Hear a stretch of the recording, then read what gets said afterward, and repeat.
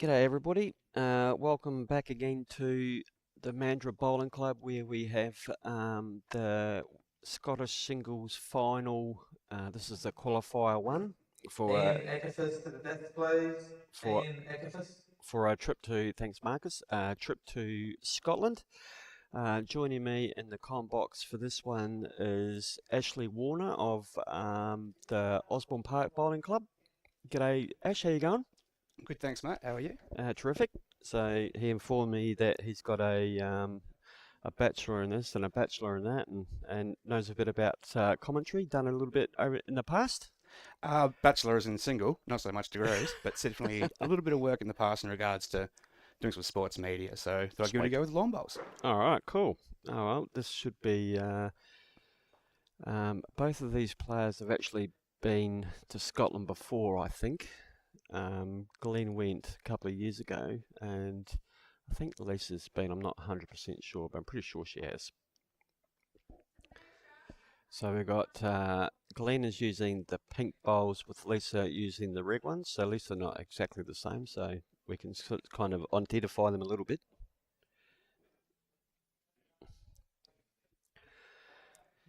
So if you've got some questions or whatever, feel free to fire them at us, and we will try and answer them if I can find the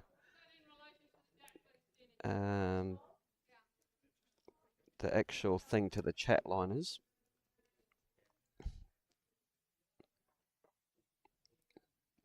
Why can't I open that?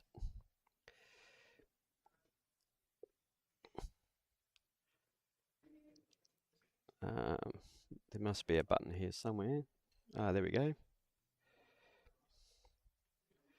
I found it, don't panic.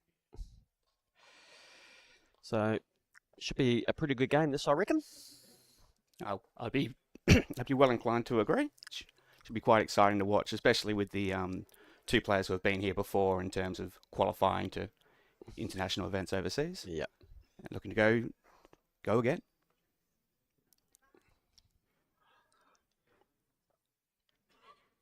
So to get this far, they must have been playing okay, or one would assume.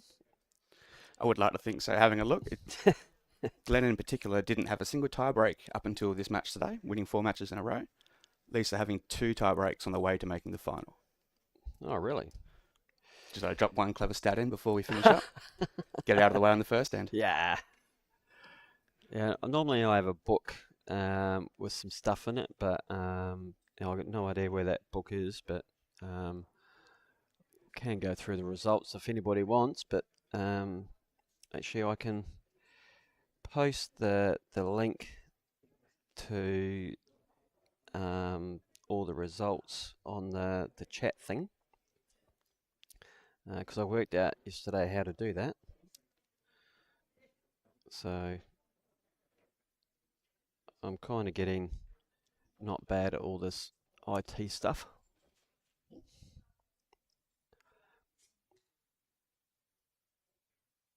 But unfortunately, the only thing I can't do, and I don't know how Blake did it yesterday, is actually get the chat thing up on the screen here.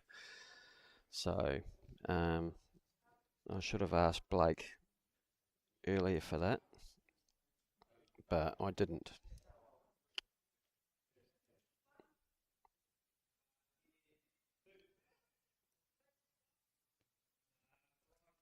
Alright, so I've included the link to all the results. So you can click on that link and have a look at all the results so far.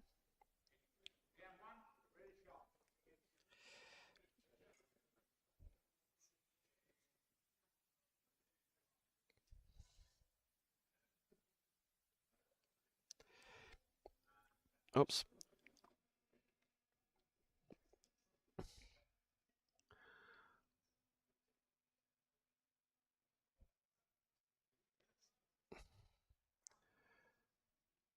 Do we know how many that was in the first end? Just trying to get the attention.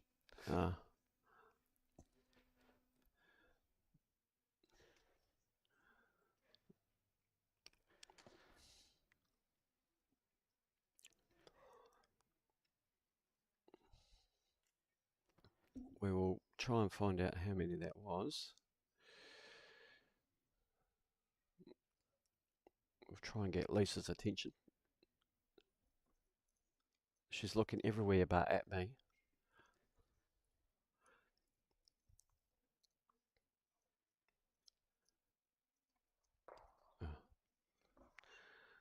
Nobody is, well, we'll assume it's one.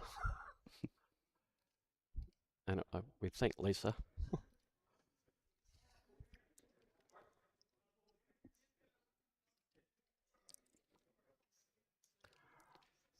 Now the joys of live sport. Yeah. Well, that's what happens when you're not watching. Great shot from Lisa.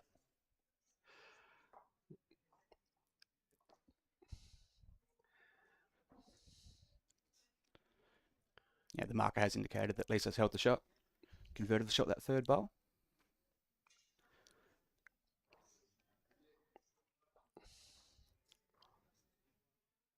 So if anybody was watching our previous game, I mentioned about the weather outside. It's kind of clearing up a little bit now, so going to start getting some games outside.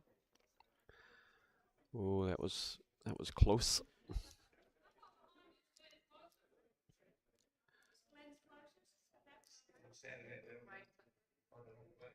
Wade, Worthy, A2, please.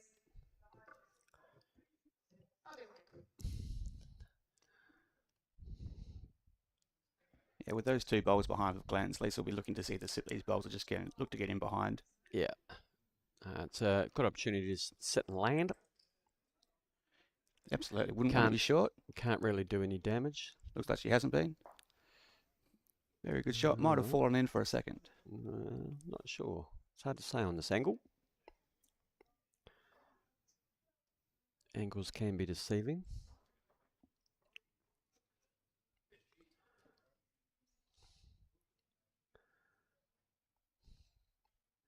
But this one looks like it's on a pretty good line, actually.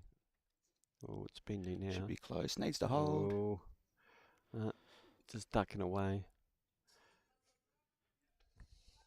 So Lisa could almost play the same bowl again and sit the other pink one. It's definitely worth an option. Yeah, no real danger. If Glenn can get out of the road, there we go. It's very hard for the Jack to get back to those three pink bowls. Yeah. So I think Lisa can afford to play with a bit of confidence.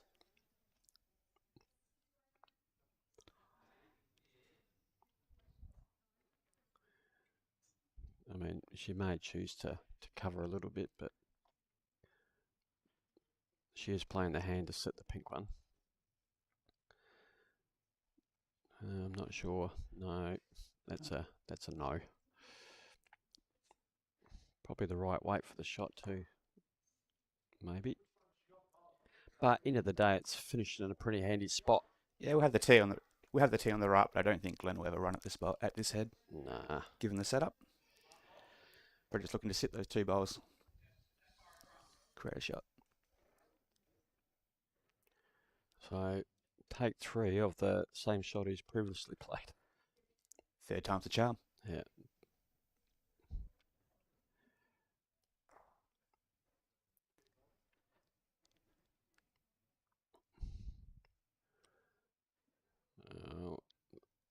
I was trying to hold. Oh, that was pure Close. draw weight. Well, we'll find out what is going on here. Looks like one for Lisa. One to Lisa. And we'll get our scoreboard updated now that Jeannie, our marker, is whipping down the other end. See if we're actually right or not. I'm going to back you in on this one. I'm not fully confident. Lisa did have last bowl of the first end, so if we got it wrong, it's because of a great conversion we missed, so we'll improve the commentary as we go along. I thought she had first bowl. Yeah, because Glenn played the last one there. Oh, on the first end. Oh, the first end. Yeah, she had a draw for 2, but No, well, look at us go. 2-0 after 2 ends. Yeah. Phew. Remembering, of course, this match will be best of 9 ends each set rather than 7 Yep. for the semi-finals and final. And then a 3-in tiebreaker if required, which is shots up and not Ends 1. ends 1. Sorry. Duh. It's only because you explained it so well yesterday that I remember that. Angela Temple, Bo McGretchen, Paul Davies, Nathan Payne, Stephen Connell, Aidan Treflo, Claire Hughes, Scott Walker, Susan Aiken, Ben Leggett, Kathy Smith, Gavin Dodge to the desk. More games And going out. markers, please. More games going outside. We've had a few people pull out today due to health. Bit of a shame, but it is what it is. I'd rather people stay at home if they're not feeling well. I too will be staying at home tomorrow. Only because my boss recommended I have a day off. I'd love to hear it. Yeah. It does look like the sun has come out a bit here at Mandurah Yeah, Bowling it Club. looks, from where we're sitting, we can see out the other side of the clubhouse, and it looks a bit brighter out there now. Not as gloomy. The wind's still blowing, but hopefully the rain is gone for a while and we can start getting more games out. With potentially today, with all things being fair and equal, actually starting the Scottish singles as well. The World singles. World singles, yep. Great correction by Glenn there with his second bowl to get behind for the shot. Yeah, we noticed in the last game that it took a while for the two players to get the handle on the rink. So we'll see if that happens again.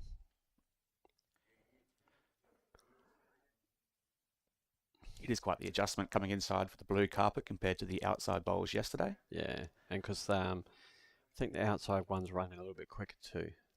So I reckon the D green was running about 18 yesterday. Another pretty good shot here from Glenn. Yep.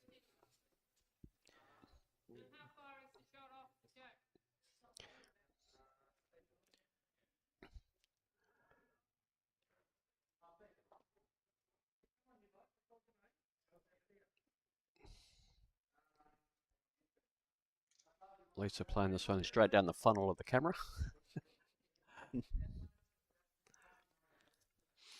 So last year we had an overhead camera as well, but not with this setup, but through the iPhone setup. It was pretty cool. We even had like a little target thing on it. So you You're just lining up the jack and motion censored. yeah, so no such thing as motion censored. No, not motion censored, but Yeah, Yep. so we had to get it there ourselves, but it gave us a better idea of who was actually holding shot. it's a great throwback to the 1990s watching bowls in ABC with the concentric rings. Probably blew half the ABC budget on just those, on Yep. just that one camera. Oh, Another great shot by Glenn to add to the count.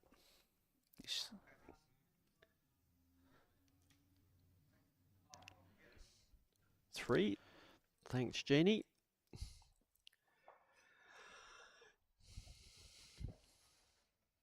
So 3-2 after 3 of 9.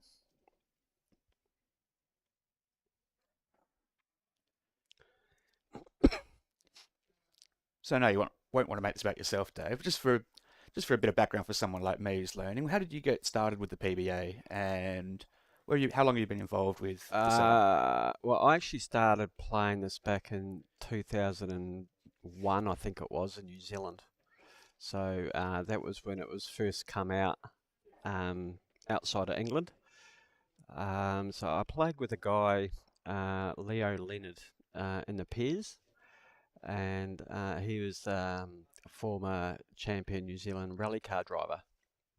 So him and I decided to play the pairs together, and then somehow or other we ended up playing Terry and Jim Scott in the final, and both of them are New Zealand champions, New Zealand players. I think Terry is the current coach of the Canada team.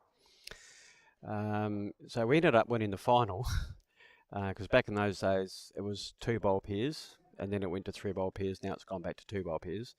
They already had the plane tickets made out to Terry and Jim Scott because there was no such thing as booking online back in those days. So you had to go into Go in and manually get it yeah, changed. exactly, yeah. So but we managed to board the plane under their name. So Where there's a will, there's a way. yeah, so So how was that first trip?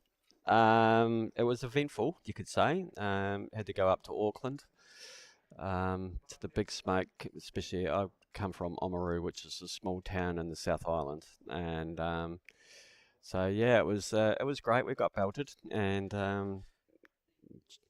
in the finals, but it was a great experience. So I played that for a few years in New Zealand before moving over here. So and then got back into it once I come back over here. So at that stage, Kyle McElroy and Clive Adams were running the tournament. So after a few years, Aka sort of said to me he's had enough. I said, well, I'll take it over if you like. So, and here we are today. Fantastic. Lovely to see it. So, yeah, well, I haven't played for a few years due to ongoing league issues. So, but once I get them all fixed up, I'll come back and play. Normally, me and Aka play the pairs together. So, we have done for a large number of years. But he's got a pretty handy substitute in this year with Ali Forsyth. That just sounds like a pretty handy little partnership. Yeah, so, well, if you oust one Kiwi, you've got to get another Kiwi in. That's kind of the team rules, right? Yeah, so we'll see how Ali goes. But Aka and I do have a rule that we swap over after the first set in the pairs, which you're allowed to do under the rules. But we'll see if that trend continues or not, or... Do you think Ali can be that generous? yeah, every chance. Yep. So Do you think Aka could be that generous to Ali? Probably. So I haven't really spoken to Aka about it, but we'll see what happens. But it's good to have Ali coming over next week. So unfortunately, he can't be here this week. So yep. Meanwhile, back in the game, big bowl here for Glenn. There's a hole there. Shots down. Straight through there. Looks to have found that hole. Ooh, almost made it through the other one. Might have cut down one or two.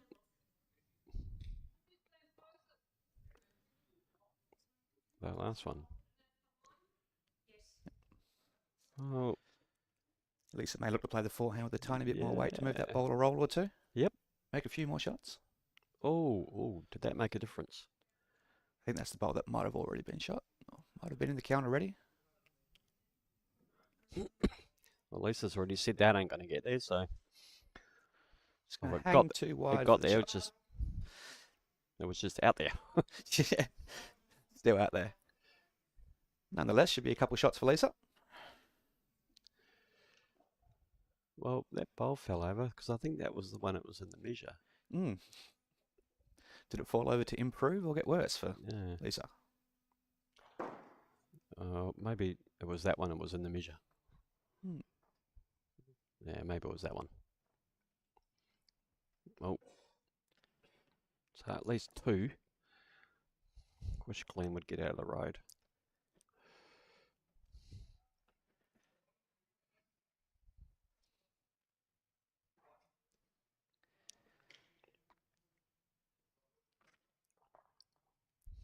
Yeah, that's one here.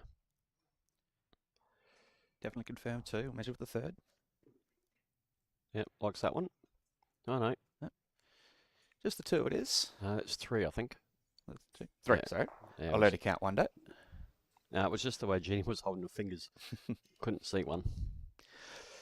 I'm used to lying like that. I tell people I go to the pub for 2 beers, have 3.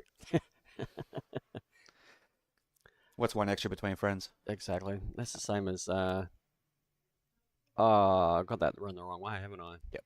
That's good. This one is for Lisa. Oh, that one there should be there.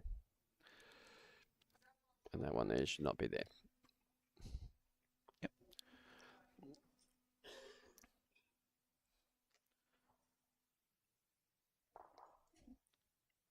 Oh, yeah, no, we're good now. Phew. Well picked up. Practice the counting. That's why they got 5 fingers in each hand. So Lisa just rolled that first jack in the ditch, which is giving Glenn the chance to move the jack. He looks to be playing about 3/4 length. That could be deceiving because the length of the is actually shorter. Bearing in mind that we're playing 3 metre tees and not 2 metre tees, and because the minimum length is 23 metres and not 21. I mean, end of the day, it's probably still is a 3/4 length in, really, but yeah. So there's not much variance between short and The longest and shortest. Yeah. I did find it a lot more interesting that players were more keen to roll to the tee knowing they had 3 metres to play with rather than risking losing the jack and losing complete control. It does make it easier when you bring the mat up and knowing that you do have 3 metres to play with.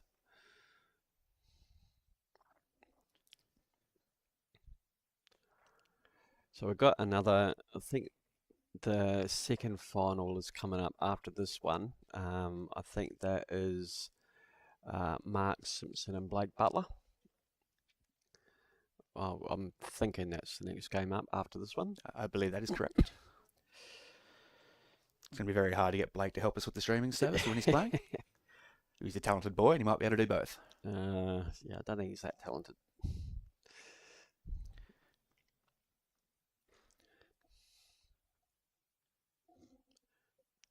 Great correction by Lisa with the second bowl. Resting touch-up.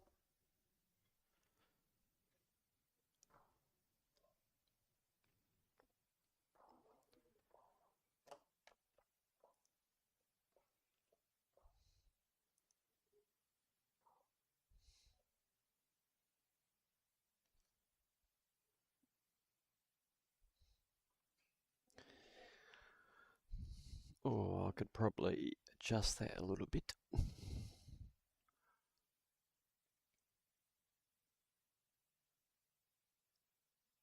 What am I doing?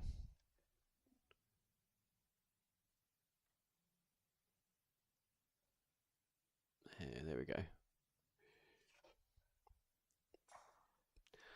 Now, I'm still getting a handle on where everything goes around here. So, got to bear with me when it comes to changing camera angles, etc., etc. Most of the time it's because I just tend to forget. Got one of them out. And has left himself with 3 seconds, so Lisa will be looking to get another bowl in the head. Yep. Oh, she doesn't have to cover the back, because she's got all the back ones.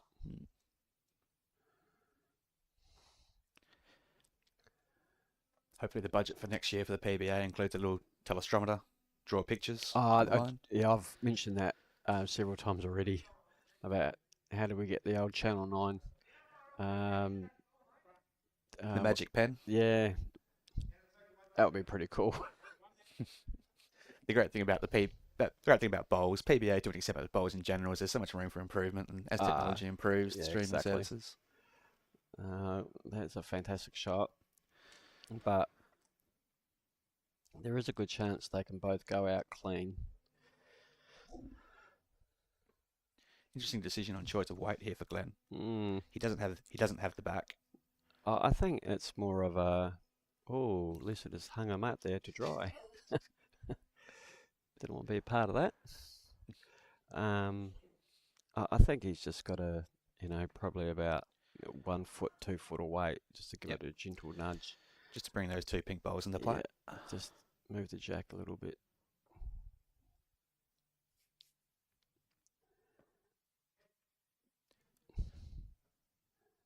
I think for me that is wide. That'll be 2 more shots for Lisa. The score is 7-3 after 5 ends.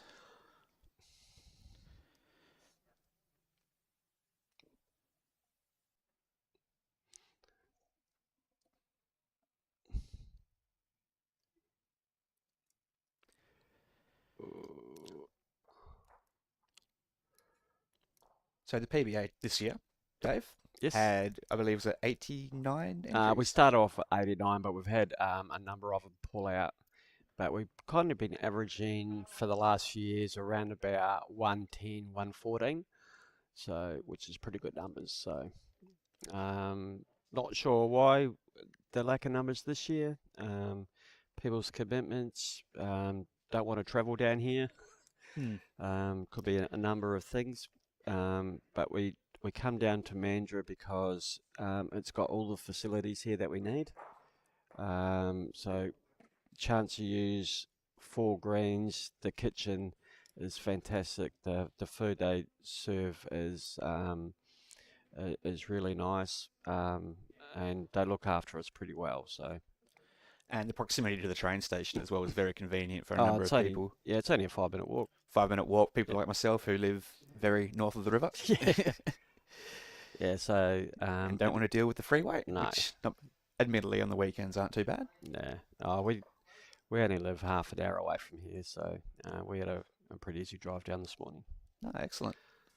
But no, it is my first time here at the Mandurah Bowling Club. Very impressed with the facilities. Staff. Bacon and egg toasties. Oh, yeah, they're pretty good. Sensational. So, yeah, it's I think this is might be the 3rd year in a row, maybe the 4th in a row now down here. So, yeah, they do look after us pretty well. And then anybody that's interested in playing, they can send me a message through my Perth Pedants Facebook page, and I can sort you out with any information. Because the dates for next year will be the first 2 weekends in July. So.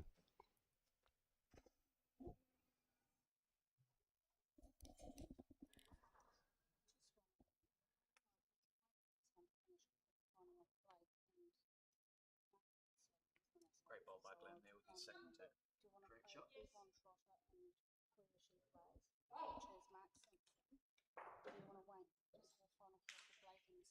Just get that final out of the road. But they're going to... So regardless of what happens, they're going to have to play a game, then play a game, then play a game, then play a game. Slightly wide. Worst At least if we use... another second shot out of the head. First sets. Yeah, well, because it's not ends. No. So, but I reckon, because no doubt Blake and Sumo are just sitting around doing nothing.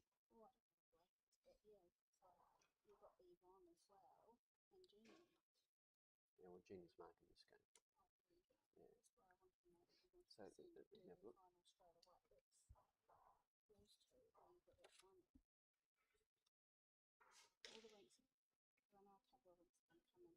So it's Glenn holding 2 shots with Lisa, 1 more ball to come. Well,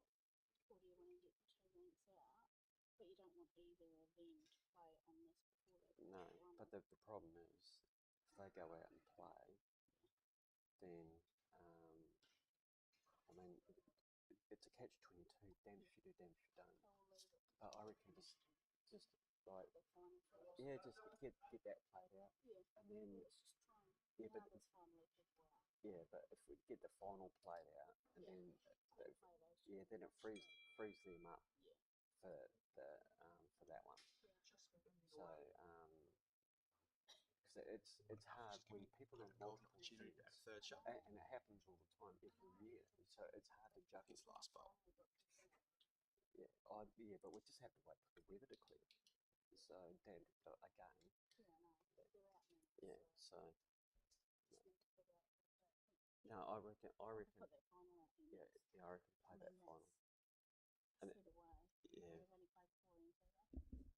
played 5 innings. But it kind of just gets that game out of the road. Yeah. So it's not lingering, if you know what I mean. Not too far away, just needs to stop. Just be shooting through, so it should just be the 2 for Glenn. 2 for Glenn, 7-5 after 6 ends. Yeah, sorry about that. I had to, 2. I was going to put 7. You're a very popular man, Dave. It's just trying to get the right things done at the right time, and who to play when and what and if and why, and it's We have this problem all the time when people are involved in multiple events. So in the last couple of years, it's always been the two Blakes, Blake Nee and Blake Butler. So once again, Blake is of the Butler variety, is doing it to us again. So playing in a final soon. Plus he's still going in the UK singles as well. It's can cause a bit of a headache. So, oops. But we've got people outside playing now, so which is good.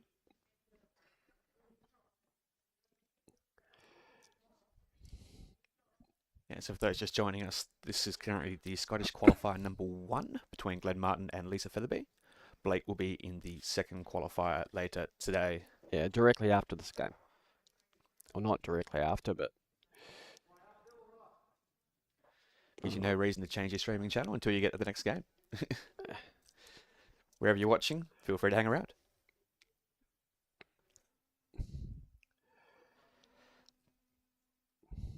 So this is where the PBA is now. Where would you like to see it in a few years' time, Dave? What kind of improvements do you think we have down the line? My ultimate goal is to get 128 players, because then there's no buys.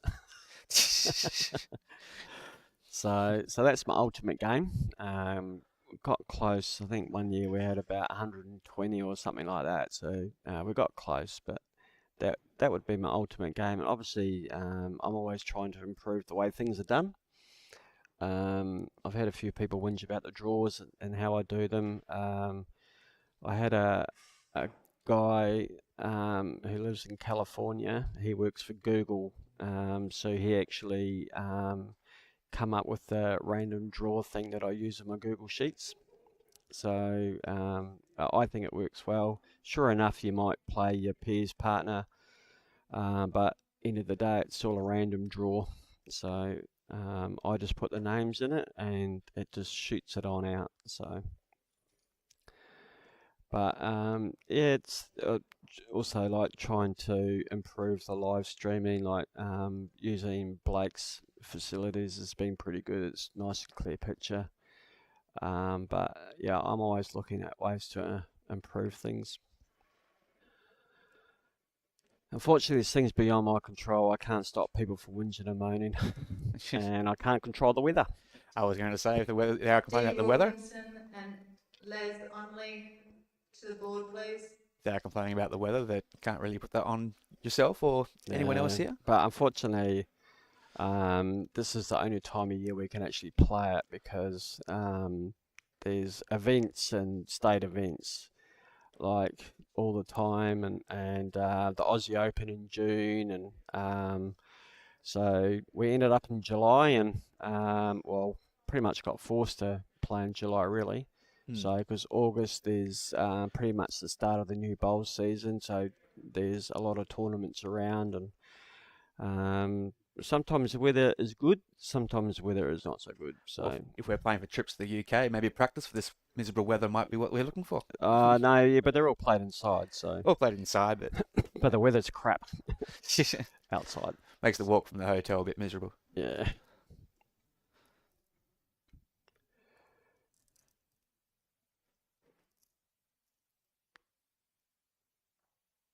Not sure what that was. 2 to Glenn. Oh, that's Lisa, isn't it?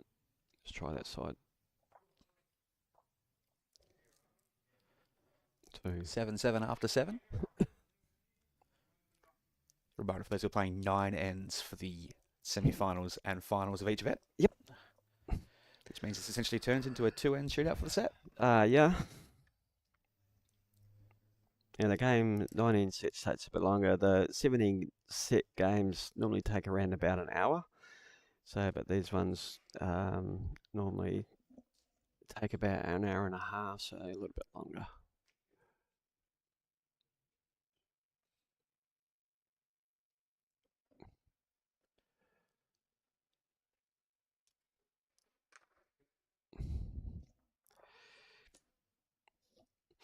So if you've got a question for Ash or myself, chuck it in the live chat thing, and one of us will try and answer your question as best we can. Well, Ash can't actually see the questions because for some reason I can't get it onto the TV screen. So I don't know how Blake did that, and I don't really want to be touching anything that possibly could break it. But I'll get him at some point when he's not busy to come over here and sort it out for me.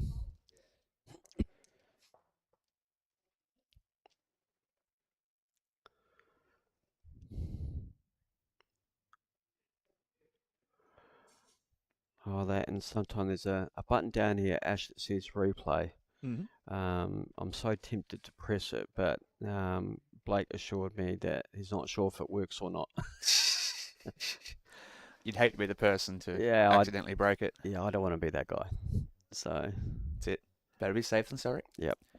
Sometimes we need to take the conservative option, both That's playing it. bowls and hosting a streaming, True. hosting a live stream.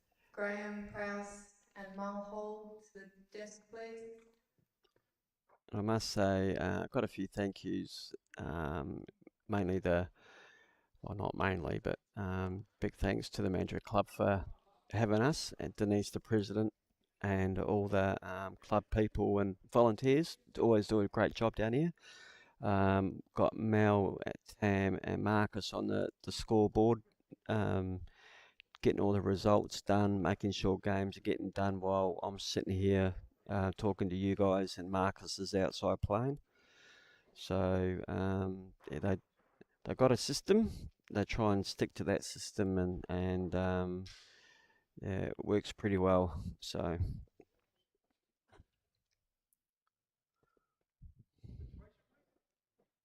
And like tournaments like this can't go as smoothly as they do without people like them.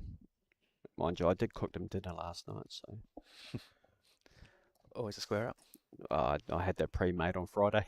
The good Boy Scout always plans ahead. Big bowl for Lisa here. Third bowl of the end, down 3. Looking to change something. Not a mile away. Not a mile away. Ooh. Might have fallen back to cut the count. It's either 1 or 3. Lisa said 3. Jenny said 3. Excuse me. Graham, Prowse. Glenn coming down to have a closer look. To C5, please.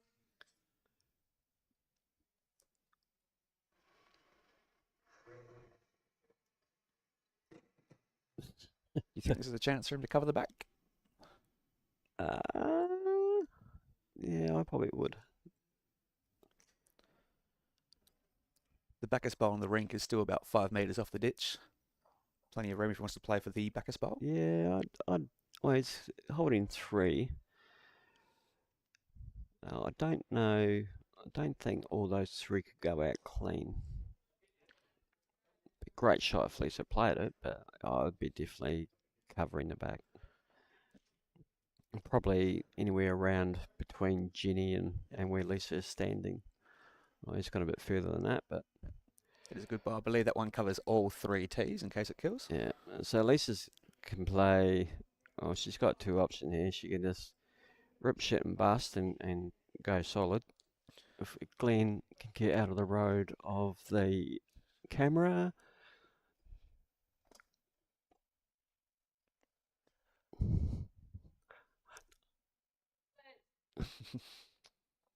Thanks, Glenn. Thanks, Lisa. That was a real team effort. It was a great team effort, actually. Don't want to be relying just on our radio commentary for the 8th bowl coming in. The visuals matter just as much. I'm not sure what shot Lisa's actually playing. Like, she could play a couple of metres away, looking to get a bit of action, bowl onto Jack straight through that gap. Or maybe just try and draw the shot. Cut down. Might just be drawing for second shot. Leave her with dropping one would leave her with last bowl on the last end of the set. Oh. It's close. It's a great try. Might be the shot. Oh. Well, it's 1. I think she might have drawn the shot. Great bowl.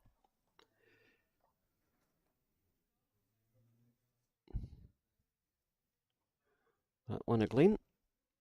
It's always a giveaway when Someone gives the mat to someone. Ah, shit.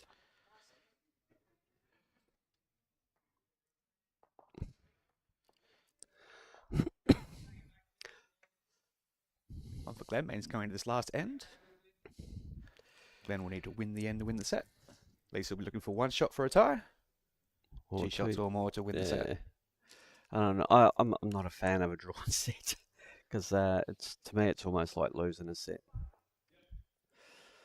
But that's only my personal thing about that. So the sets format rather than just straight to a score, it doesn't change many things. Everyone's playing by the same rules, of course. But how do you find set play versus? So I'm not Score. actually I'm not actually a fan of sets play. So typically this would be the only event I'd actually play that was sets play. So I'm not a great fan of respotting jacks and stuff like that if you kill an end. So I'd rather be able to replay it. Mm. Right, if you this is say example in singles you're 4 down but you play a great shot to kill it, you should be rewarded with being able to replay it. I think therein comes kind of the question as well versus that mindset of you've killed the end versus at the end of the day we're going to have games done by certain times, certain efforts. So yeah, well that's certain... also the other factor is the Yeah. time frame. So I mean I understand like did you use the Aussie Open for example or even this where they are playing multiple games.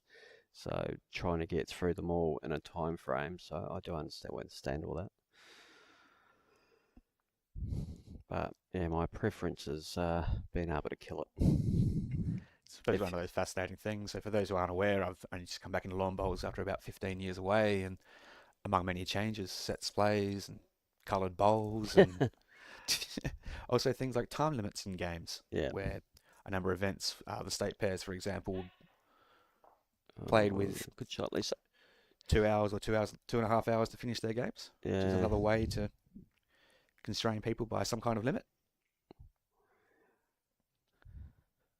There has been a few games that get timed out, but that's just because of people chasing too many bowls.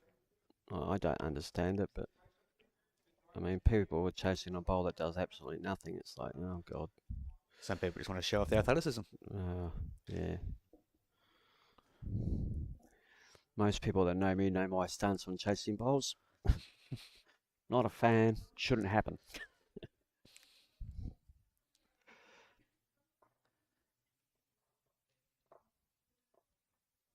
Always wondered what it would be like showing someone that played bowls 50 years ago what it looks like now.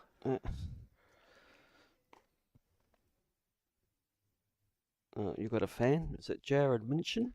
Anya Ash loves the streaming. Thank you, Jared. Yep. Does he work at is it the sports radio? No, not sure. Might not be the same guy I'm thinking of.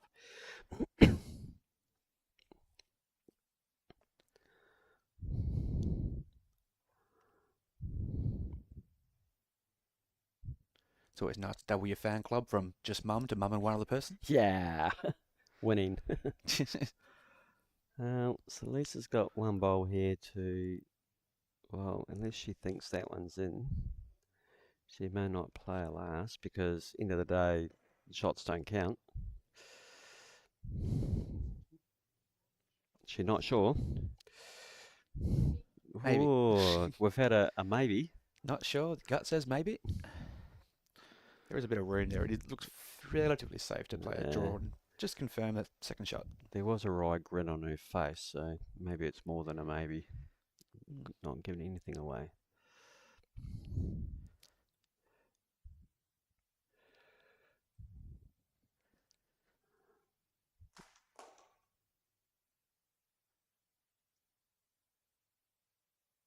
Well, that probably needs to hurry a little bit more, maybe. That should be enough, I reckon. Close. Good thing is the tape measure relies.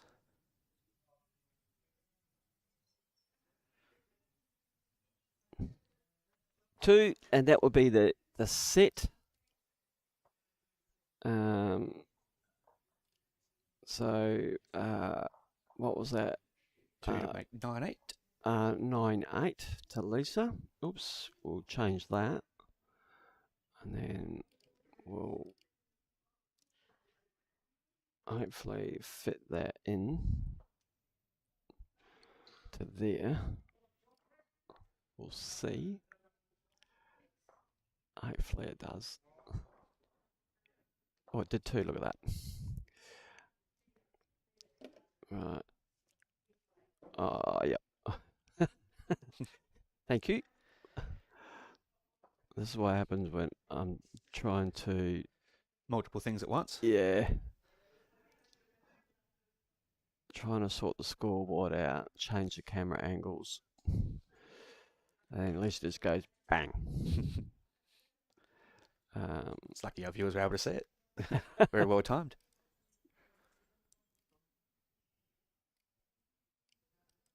Yeah, I'm all over the friggin' shot. Rightio.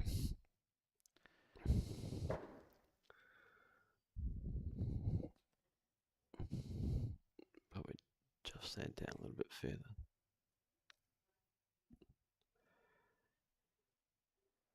Alright, awesome. There we go, finally helping. Yes! Feel like my bowls penance this year at times. Just the one little bit every now and again.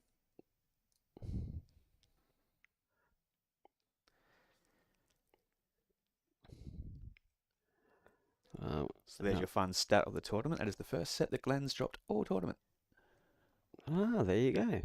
You did have that written down somewhere, didn't you? Yeah, hasn't yet to play a tiebreaker. So, Well, he's either losing this game or he's playing a tiebreaker. or One of he's the two. playing- Yeah. That's after the set, of course. Yeah. It's a pretty handy one coming in here too. Whoa. It's a great bowl, and that will have been the shot. Yeah, there's 2 ways to go through a tournament not playing a tiebreaker. You can either win all your sets or lose all your sets like I did yesterday. Yeah. More than one way to skin a cat. Great.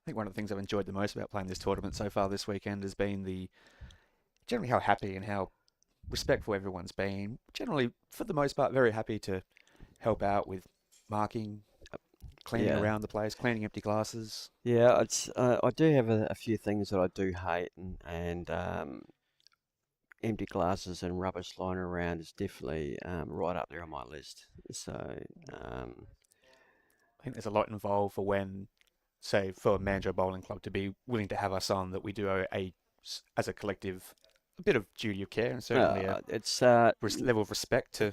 the easiest thing is to, when you finish your glass, you take it back to the bar and you get it refilled. That that last part in particular, very important. Yeah. So, well, that's the way I see it. But Mm. yeah, there's nothing worse than seeing Powerade bottles strewn around everywhere, and so it's, we've been allowed to use their facilities, so we should be able to keep it clean as well.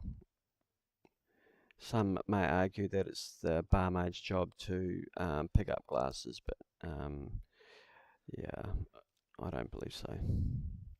But that's only my opinion. Mm-hmm.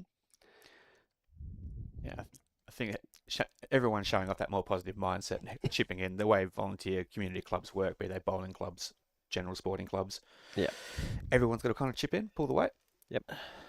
Many hands make light work. Yeah, that's one of the things around here is, people getting off their butts and marking games, etc., and which is, we shouldn't have to hound the crap out of people to do it. So most people just get up and do it. So in the past, we get people hiding around in corners and just so they don't have to mark games, but I tend to hunt them down. So it's not the kind of reputation in a sport like lawn bowls where your reputation will precede you and you want to be known as someone who's a bit more positive, a bit more helping. yeah, You never know when you need a favour. exactly. So it's a bit like the state singles when they get to the knockout stages, and someone gets beat the first thing, oh no, I got to go. So it's like, well, would you have had to go if you had a won? Yeah, Yeah. So reminds me a lot of. it's the biggest cop out of all time, just so they don't have to mark. So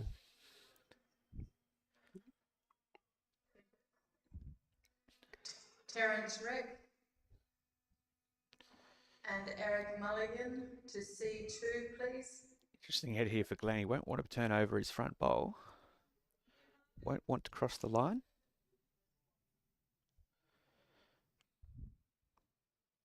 Just missed, but did miss on the safe side.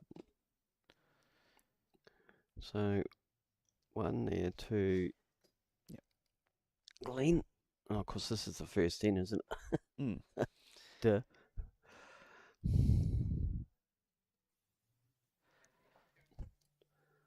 Wonder if Glenn will continue to play short.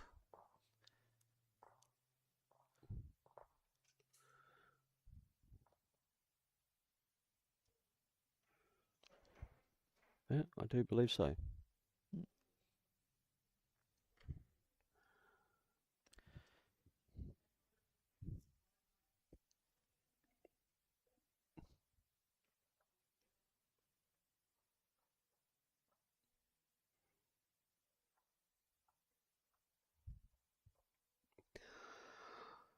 So on the left, right-hand side of the screen, you can see me and Ash. G'day, everybody. I went pointed the wrong way. Excellent. So we're actually watching the screen and not the game itself. So, because it's much easier.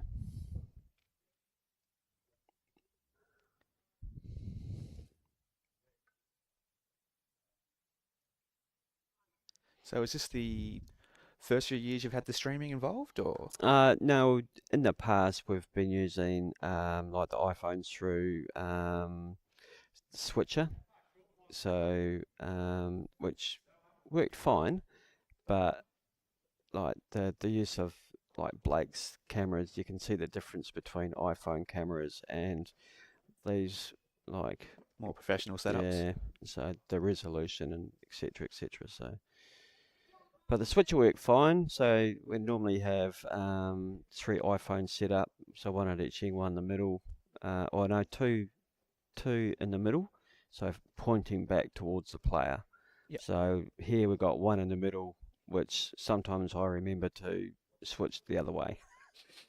So in the previous game I had Nino the marker keep reminding me about it. So.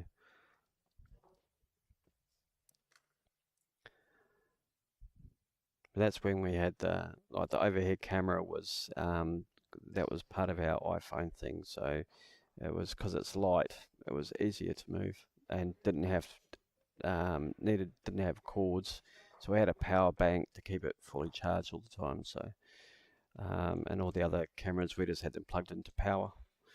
So they never run out of juice. So it was a good system, but sometimes you just got to look at ways to make it better, make the quality better. So I'm always trying to work out ways to, make the vision a little bit better. So, but then most of the time it costs money. So, close here. Close here. Looks for all of it. Got in. Has got all of it. Excellent conversion to make too. Glenn's going to come down for a look.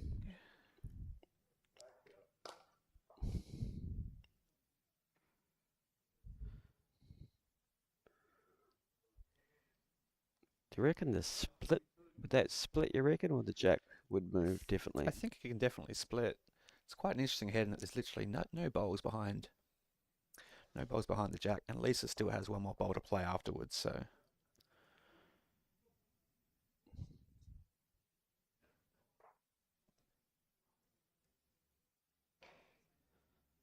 Even as I look at it, actually down the green, it's actually hard to get a vision of the gaps between those two bowls and the jack, isn't it? So if we had the telestrator, my vision would be looking for just underneath that front bowl of Lisa's. Yep. From where I see it, would need to be quick. Well, that's about a turn as well, so this has to be played with the right weight.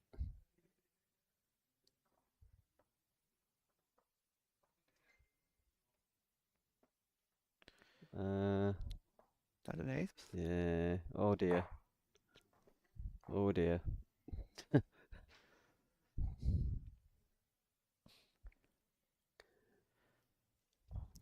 It has been a quite draw-heavy game up until Yeah. this end. I wonder if Lisa actually play this. Mind you, there's probably no real danger, is there? No real danger. I think with all the bowls being level, there's no real danger. Just looking to sit one of her 2 bowls out of third shot.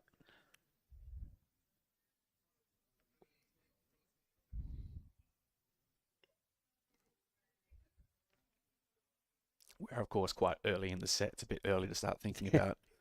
Yeah, you can't go protecting a lead you don't have. That is very true.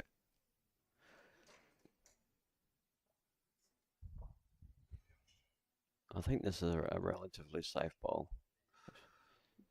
Yep. Might just be crashing into the front. Yeah. I don't think she was trying overly hard there. Safe options, 2 shots for Lisa. She'll take the lead 2-1 after 2 ends.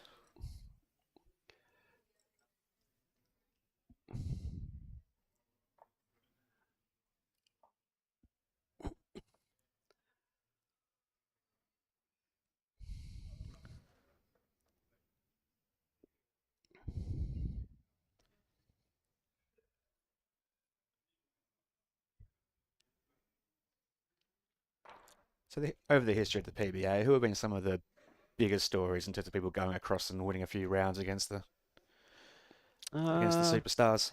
Probably the funniest one was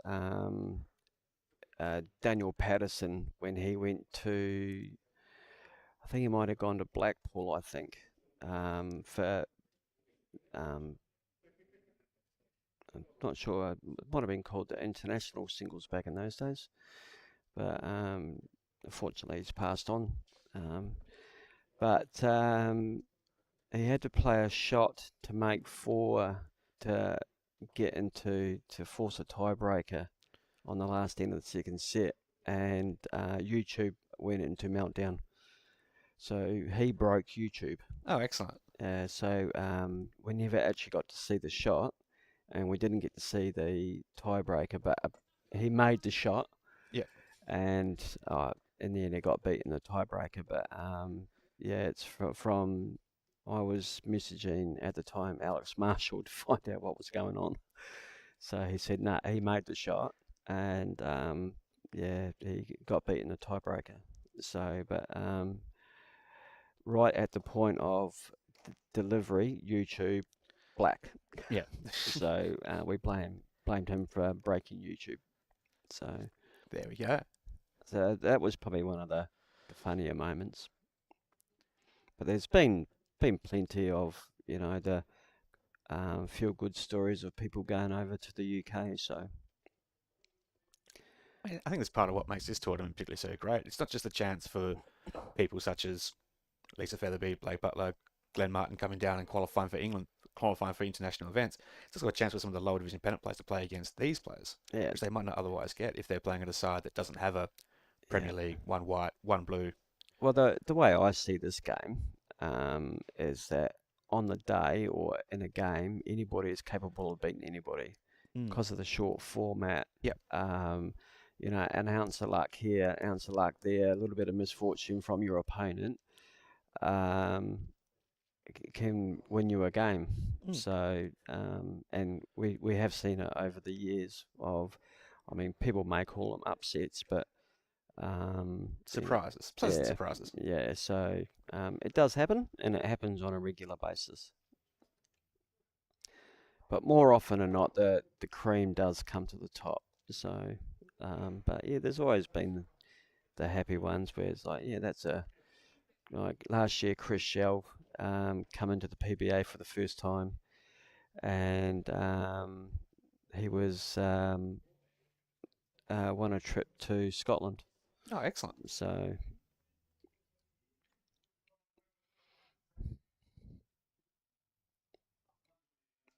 And a couple of years ago, I managed to get Lisa into the ladies singles at Potters as well. So, and there's only 8 players in that.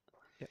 So, and I think she got beat in the semi-finals. So that's pretty good performance from her. I think she did all right in the mixed pairs too, but I can't remember who she played with. But I might have been Mervyn King, and I think they got beat in the semi-final of that as well. So yeah, it's always some feel-good stories.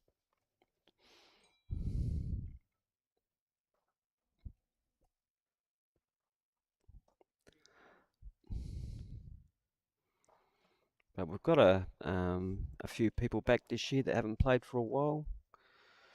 A heap of new people like yourself as well. So trying to get your head around the rules, etc., etc.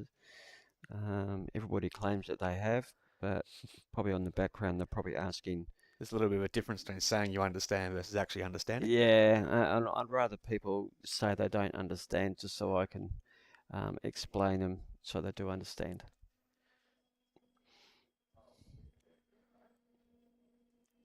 Might just not quite run it out. So do you reckon that's 2 more for Glenn? I think it's 2, but we'll wait for confirmation from the marker. 2.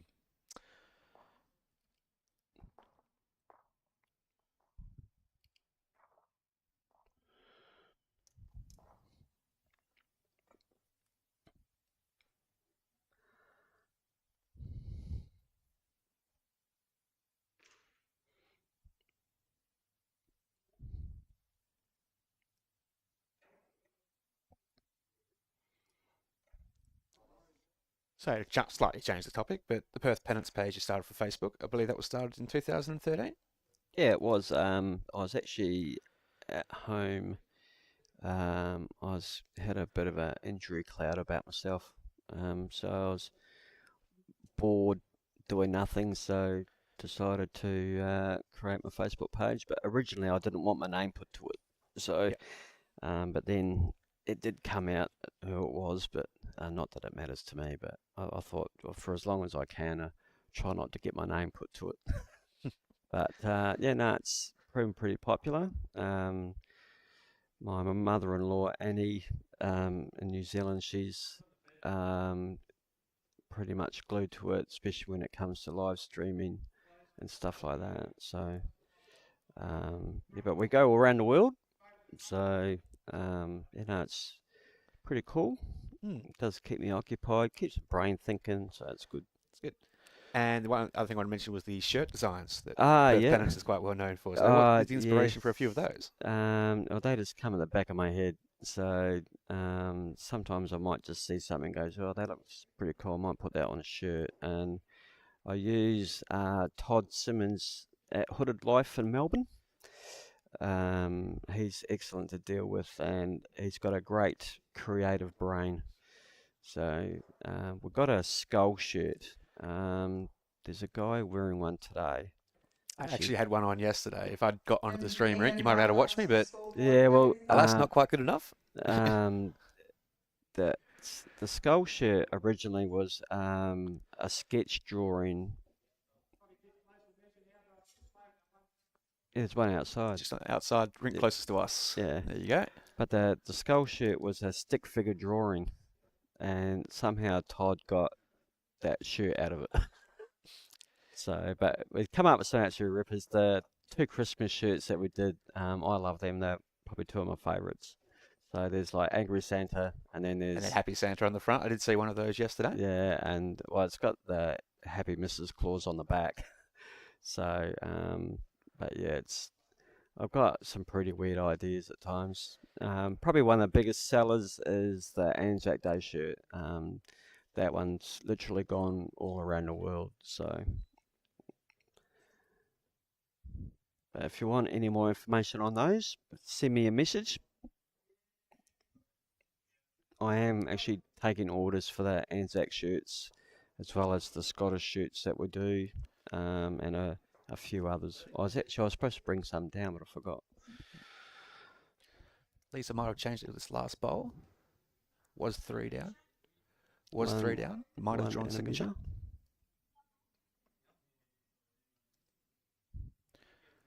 I believe the wing bowl is holding shot at this moment.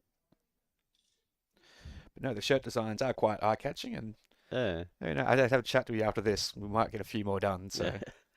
I've got I think it's Kerry Hutchinson. She's wearing the Aboriginal shirt, which I work at a school, and one of the Aboriginal students, he was in year 9 then. I think he's in year 11 now. He actually designed it, so it was proved a little popular as well. So I do like the look of that one, and also did a Maori shirt, and it's probably one of my favourites as well.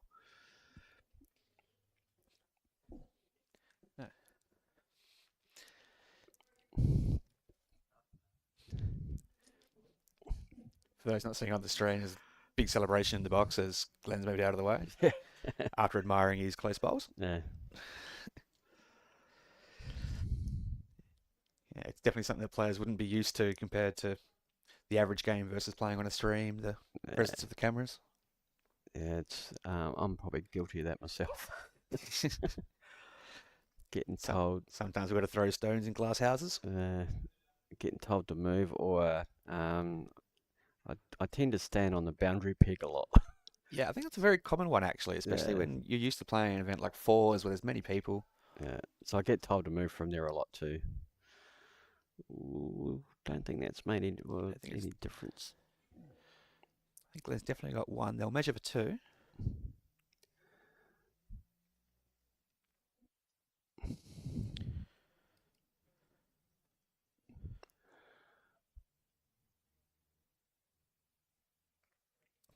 So I think Glenn must think it's 2, and I think Lisa must think it's 1.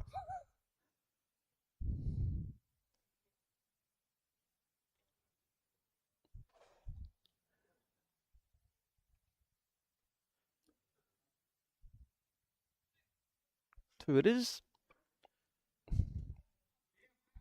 Bit more success for Glenn with his mat all the way back. Relatively short ends, not playing all the way back to the tee, but not playing minimum length either. Well, actually remember to turn this one around this time.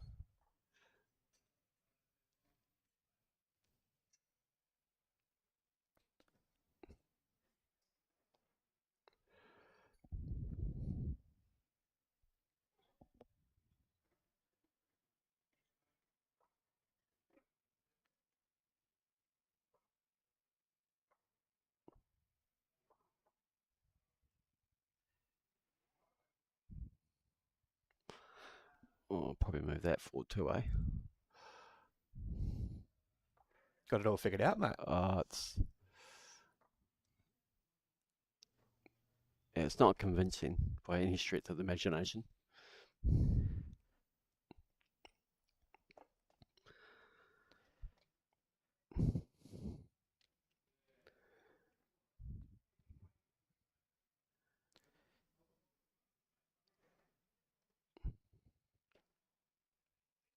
So Lisa will probably be thinking about getting back onto the scoreboard maybe. Lost a couple of ends in a row. It's always nice to have that first set in the back pocket too. Yeah.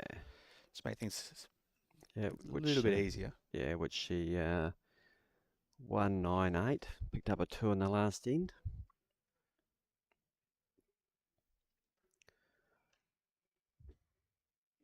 But both players seem to have got a bit of a handle now on the rink, and so obviously the first set's like a tester, and then they always seem to play better in the second set. It can always be interesting playing on any kind of ditch rink, really. Yeah, but it doesn't it doesn't bend enough where you got to go all the way out to the ditch though. So even on a long end, so you're probably getting out towards the boundary peg a little bit, but not much further than that. No. But at least while playing down the centre. Yeah. But it still bends quite nicely on the ditch hand. So it's a lot better now that the carpet's been replaced. So how long has the carpet been here at Mandurah Bowling Club? Oh, they've had this for quite a number of years now. I can't remember exactly when it went down, but it's probably been at least 10, I would have thought. So I'm sure someone could possibly let me know, but I reckon about 10. That is a wonderful facility and good to be out of the elements. So when it decides to Yeah, it's nice being rain inside. down, which in July does happen now and again. Yeah. But like we said, we can't control the weather. Well, it can't be that bad outside. There's people with just got shirts on and no hoodies and etc. So it can't be that bad outside. There's a little bit of breeze about, but no. Is there really such a thing as a bad day for bowls? Yeah, torrential rain and horrendous wind. But it's better than work though. Oh yeah, exactly. Not a fan though. I'd rather a bad day at bowls than a good day at work.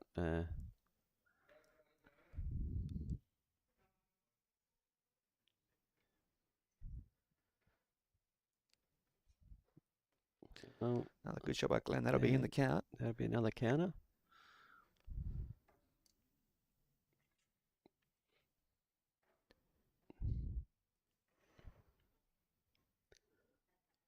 It's an important bowl for Lisa. There's a few ways to land a bowl or two. She's muttering. Short. So that could be 3 more. We reckon. Yeah, I would agree. Which would make a commanding lead for Glenn so far, but it's still early days in the set.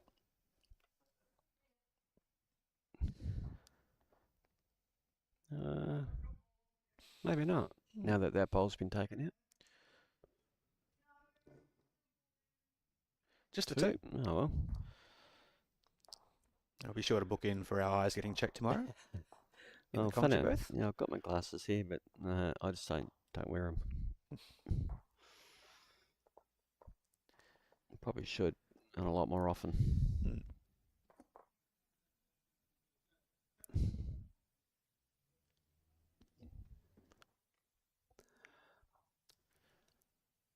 4 ends to go. Score is 7-2.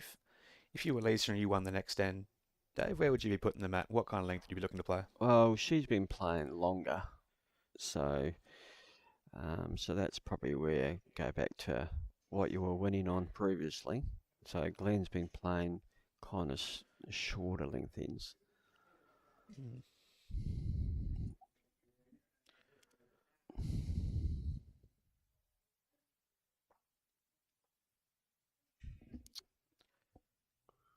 Oh, wrong one.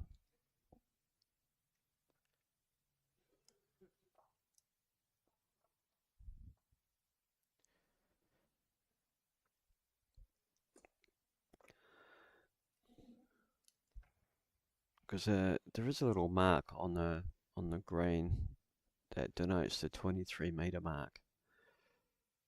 So it's probably about another, I don't know, metre and a half short of where the jack is now, roughly. Maybe 2 metres.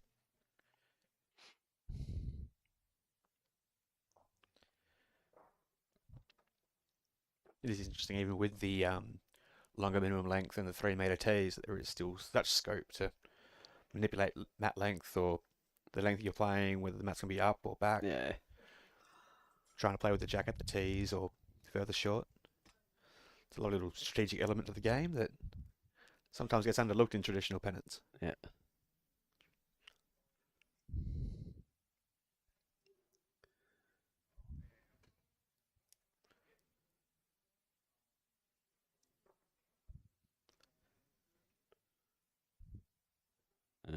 That's not great.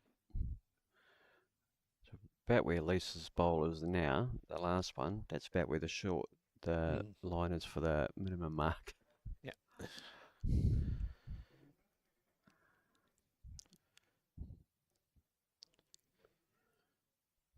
A good ball by Glenn to count and somewhat cover the back. Yep.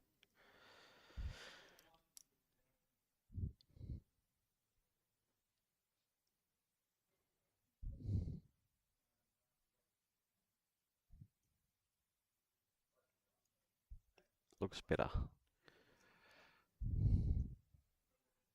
Looks better. A lot better. It is a great shot that will be the count. Lisa's probably just, phew.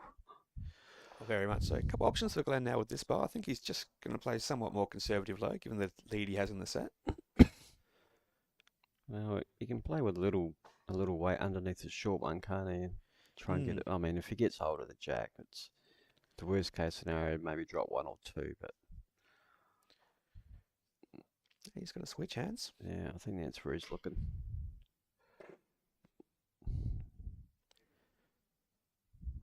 I think he might be going a bit bigger than that. The other OG. On full for it. It's going to be close. Jack out. Well, The jack going out there on the right hand side from the bowler's view. It'll be out on the tee mark on the right. Just looks like it leaves Lisa with 1 with space to draw a second.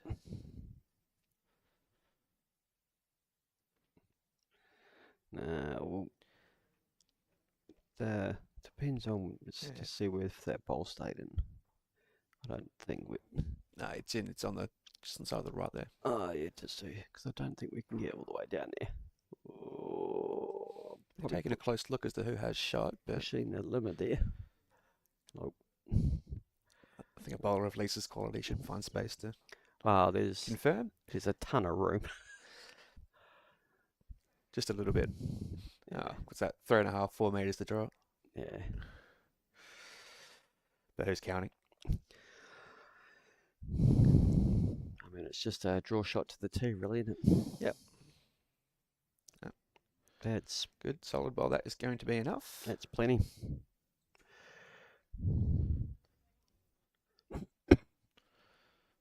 Take a look and see whether it's 1 or 2. They might have to get a garden hose out here.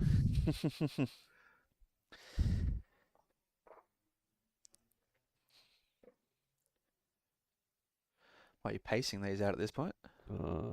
He's going to. So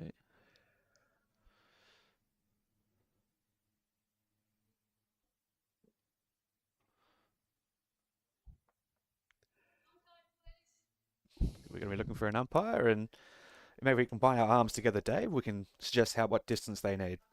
So I don't think my wingspan would cover that. Yeah, definitely not.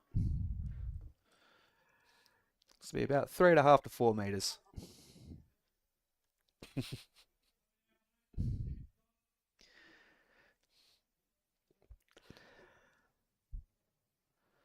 Yeah, there is a long tape in the measure thing, which Jeannie's gone. Oh no, she hasn't. I thought she was going to go straight past it, but she has found it. It is a fascinating part of the game that somehow still remains the same. The umpiring equipment and measuring. There are the lasers that they use these days, but Yeah. it still comes down to a long piece of rope in some way, shape, or form. Yeah. I think they're going to have a go with the handheld measure for now, but going to be a little bit short. Well, and the fact that I've actually got it around the wrong way as well. So, that's Mosman 2. Yeah, it looks like Lisa does have 2. There we go. We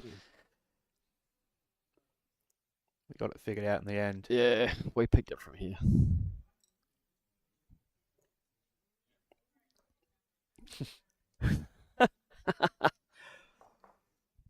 Yeah, Lisa's asking where the overhead camera was.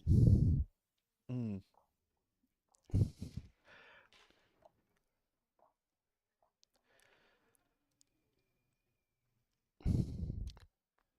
Could have given them a bit of an idea. It's 7 shots to 4 with 3 ends to play in this set. Reminder that Lisa did win the first set. If Lisa was to win this set or split, she would win the match. Correct. Glenn needs to win this set to force a 3-end tiebreaker that would be decided by ends won, not shots scored.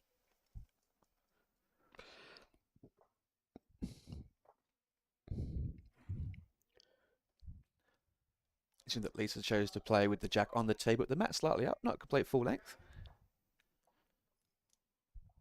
Ever so slightly. Well, we're up to 19 people watching. How cool's that? Double figures.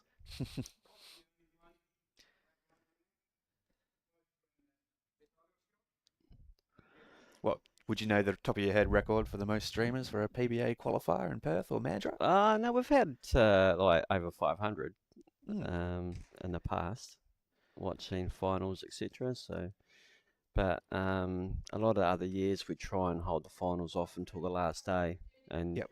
try and play them off all together. But it gets too hard because Some bowlers are too good and qualify for too many finals. yeah, and then you end up stuck here for hours and hours and hours and get home at like midnight. So we're trying to eliminate all that. So trying to push through games that we can. Like normal, the schedule is Scottish singles Saturday, UK singles Sunday, World singles the following Saturday, World pairs Sunday. But we always get into a position that we're able to start the next event the day before. Mm. So like yesterday we started the UK singles. Not that if there was someone unavailable on the Saturday, we weren't going to penalise them for not being there and scrub them off the draw, because I've always said that this is the schedule, but we do at Have an times. element of flexibility. Yeah, but if it gets to a point where we can start another draw earlier, we will. Yeah. So. And there was some flexibility yesterday as well. There were some people that couldn't get down here till a little bit later in the morning, and Yeah, there was nothing was saying that you can't be the second person off rather than the first. And there was guys working and stuff like that, but I'm trying to help people out where I can if I know about it. So like Brett McMahon was a prime example yesterday. He had to work. He said he'll be here at 10:30. I think he got here at 10:25, had a shower and got organised, and then straight onto the green and played. So, I do have flexibility and I help people out where needed, for especially work commitments, because bowls doesn't pay your wages. So, no. Glenn's going to look to change something here with Lisa having two almost retching touches. It's waiting to the that's ditch, but looks to be wide. high.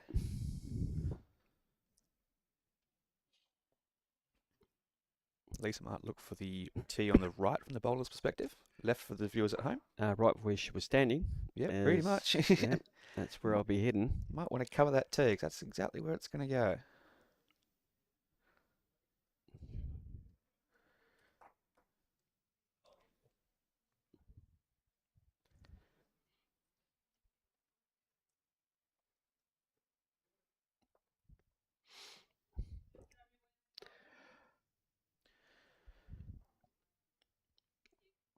Oh, that's what I was supposed to do.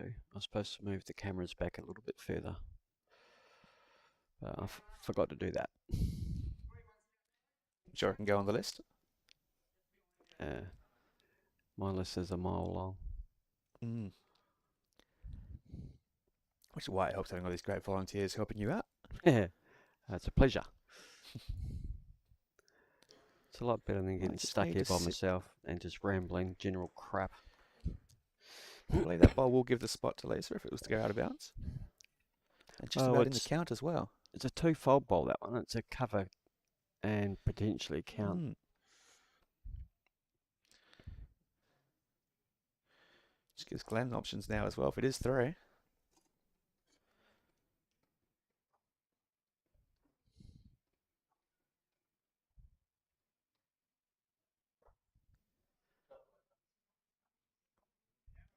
It's also nice to see the spirit in which these games have all been played in the last day and a half. Yep. Compliments for good bowls. Generally, the Good spirit. the spirit of the game is pretty good. Even when playing for relatively high stakes in a final match of a qualifier. Yeah. And not too much argy-bargy goes on. That's a bit closer with this one. Might have got rid of two. Well, got him down to one. Or got Lisa down to one, that is.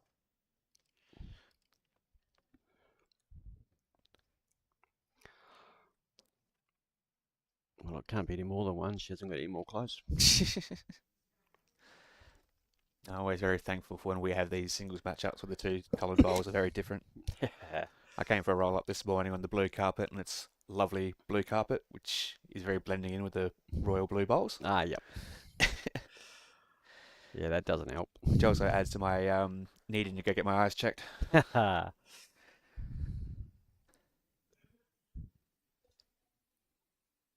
That's what makes part of the singles experience so enjoyable, that you can actually tell whose bowls belong to which teams. Can be a bit more confusing when watching a triples or a fours on a stream, that Yeah. so there's enough money in bowls that everyone have a bowl of each colour, It was funny which we can do. when they colour ones first started coming out, and white and yellow were predominant, but it was a pretty bad choice considering everybody else was using black, and if you're using white or the yellow ones and you were having a shocker, they stood out like dog's balls. So not a great idea. These days you can probably get away with a little bit more. I do find it fascinating that in years gone by, going back to when I was still playing in 2005, the coloured bowls stood out and could be very embarrassing if you left them in the wrong spot. But now if you want to stand out these days, you'd go back to the black bowls. Yeah. Well, Taking a quick look, I can't see a black bowl on the green across the 6 matches in progress. I think there is some, but it might be outside. But I just say to people now that black is the new colour. It is. It is.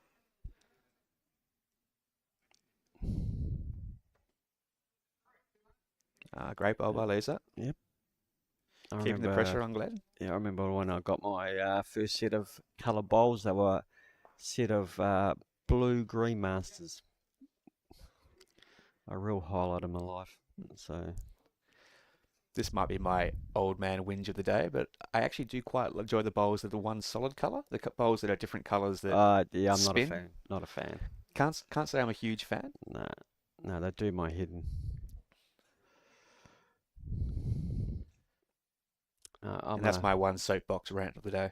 Go back to one solid colour or two solid colours. Yeah, well, mind you, the ones I've got at the moment, they're flame, but they're predominantly like yellowy, orangey colour, but it's got hints of reds and stuff through it, but not enough to like frustrate the crap out of me.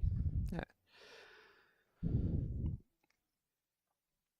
But yeah, not a fan of the multicoloured ones.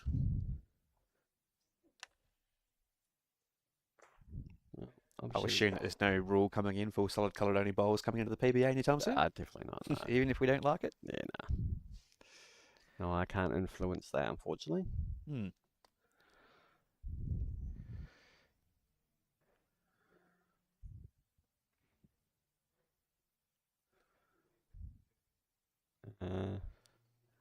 Looks like a narrow line for me. No, tiny bit tight. Trying, but nope. Was positive.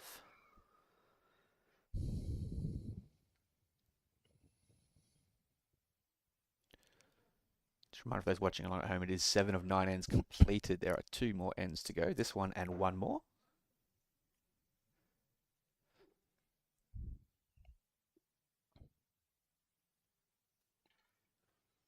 It's been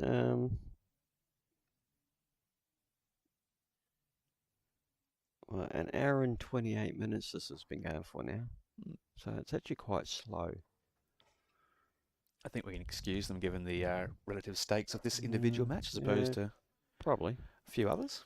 I said we can, we don't have to, but we can. It's like, yeah, see you later. Interesting spot for here for Lisa, because there's no real difference between scoring 1 and scoring 2 for the sake of the actual match. Or scoring none. No. Should still be fine for 2, but oh, gee, she did regardless of whether she scores 1 or 2, Glenn will still need to know that any winning of the last end will be enough for the set. Yep.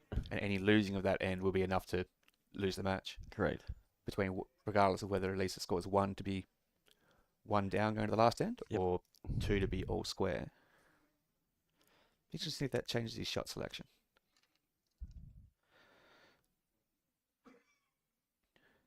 There's no point running the bowls and getting rid of 1 since it changes literally nothing. So yeah, no. I'll just be looking to drop just a little bit of room in there. Yeah, maybe a little positive draw. You know, if he does land a bowl, trails the jack, then he's doing okay. Brett McMahon to the desk, please.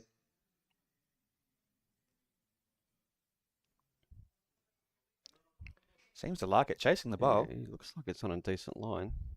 Needs to hold up. Oh, it's trying. Might be bringing the tape measure out again. A bit closer than the last one at this end. Well, at least it's straight in there. Important measure in the context of the match. Thanks, Glenn.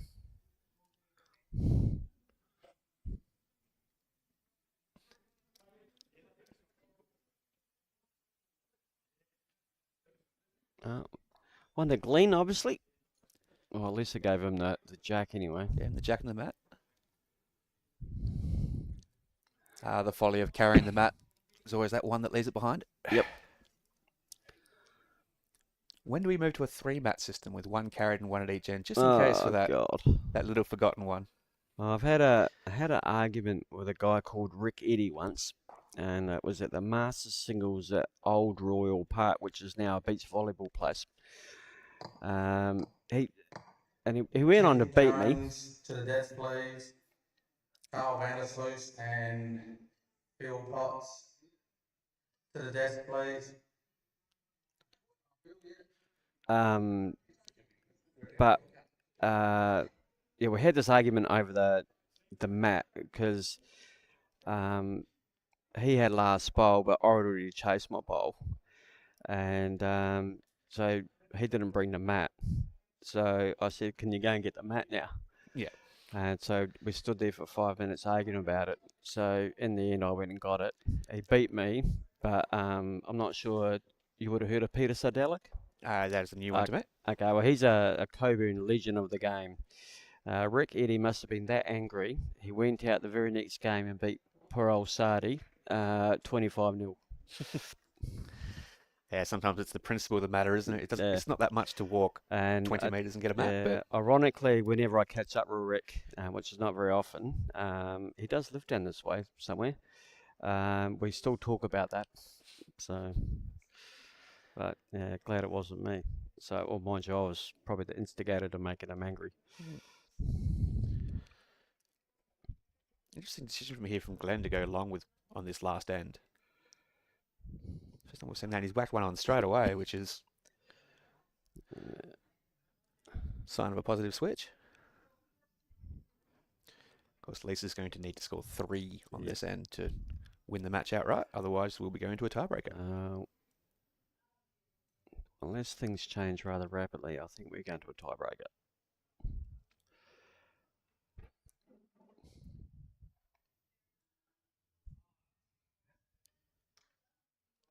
That's always the fun part of any match, really, is when you reach to a limit and you start needing to come up with numbers. Yeah. Get the fingers out to count the shots. Oh, yeah. Once you start getting the fingers out to count shots, you're in big trouble.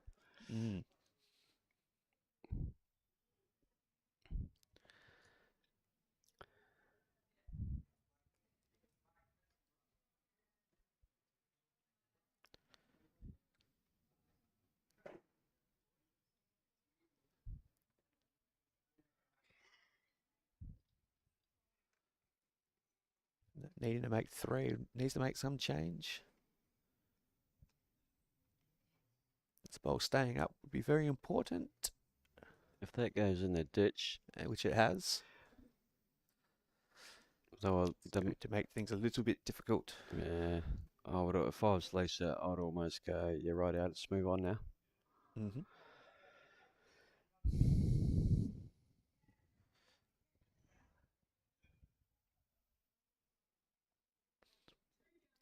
So we have this situation where it's looking very, very likely we're going to go to a tie break. Where do you go mentally as a player if it's... You just got to start all over again. It's a new game. But bearing in mind that there's no point, like all you got to do is win the end. It's got nothing to do with shots. So, but this is where the toss of the coin is very important.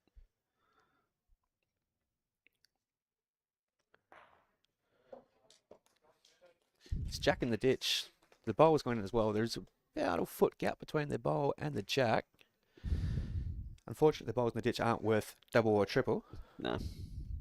If they were, we'd have quite an exciting finish. Well, I want to see Lisa's next shot because she's got to get rid of all 4 of Glenn's bowls and actually stay on. Well, that's a great bowl by Glenn. The other option was to try and play up her bowl and keep both bowls on the rink, which I'm not. It's been a few years since I was in physics, but last I checked.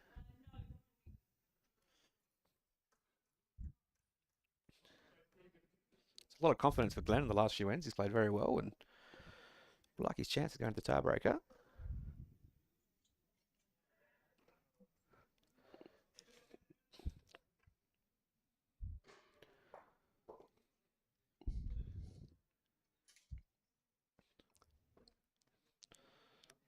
One shot for Glenn to give him the set 9-5.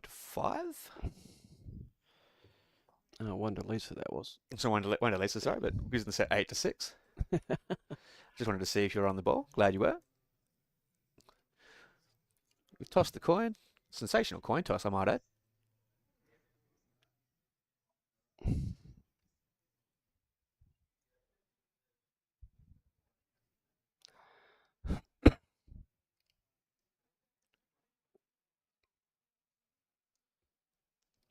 So we are now negotiating the rules for the tiebreaker. The rules being that we'll flip a coin. The person who wins the toss will have the option for the first and third ends or option for the second end as to whether they want to take the mat and choose the length and play the first bowl, or if they want to give the mat away and have the last bowl of the first and third ends.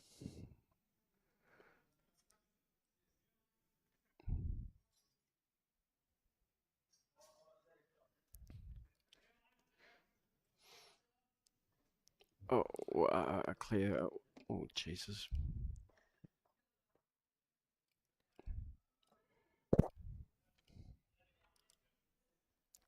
This is going to be the first end of the tiebreaker. A reminder that we are based on ends 1, not shots up. So it doesn't matter whether you had to score 1 shot or 4. It's all the same at the end.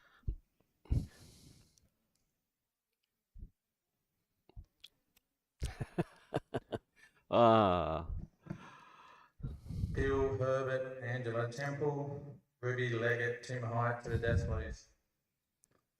So 3 ends for a trip to Scotland. No pressure. 12 bowls each to decide the who's going to get that trip on the plate. That's it.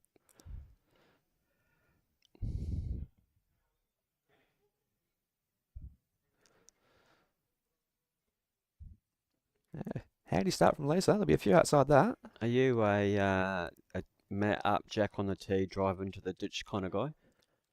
It's if I was skillful, I might think about it. Someone of my level, just try and draw, play as a proper leader. There's definitely merit to the idea, and you can see it a lot these days if you're watching something like the Bolts Premier League, Yeah, where exactly. Yeah. given these one-end shootouts, that if you are forced to not have if you are facing the pressure of not having last bowl, that finishing things as early as you can, going for the knockout punch straight away. Yeah. Valid strategy for some. Especially with players of the caliber that have made the final, that value in having the last bowl means they're almost always going to give the mat away. Yeah. Play with the last bowl, and it can be quite difficult playing a sensational 7th bowl at the end, feeling happy. And the 8th bowl, there's not much you can do but watch on if your opponent was to find the winner.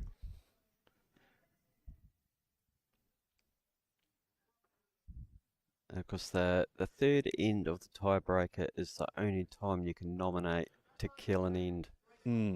So, like, you got 4 bowls. You can actually nominate 4 times if you keep missing. But once it's killed, that's it. Yep.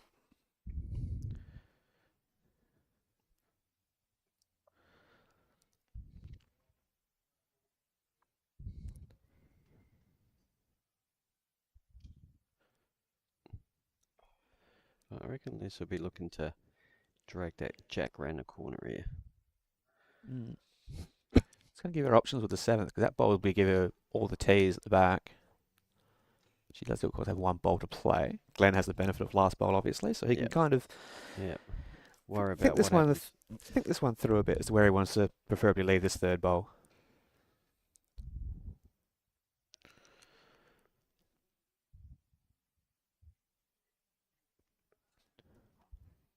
Ooh. That's made it a little tougher, especially with the front kind of blocked up a little bit. There's an outside chance you might look to play onto that front bowl and dread the back, but there doesn't seem to be that big of a gap between the front shot bowl and the jack. Try and push everything through to the back.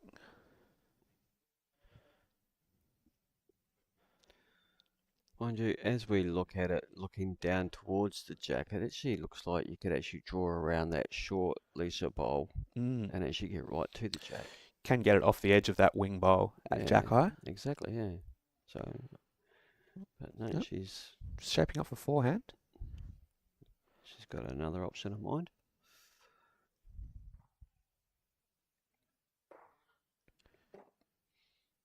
It's confident weight, looking to spring the jack to her back bowl. Oh. And Ooh. it threatened falling in for shot, but it looks to have fallen out. They've picked up the mat. So that was the first end to Glenn.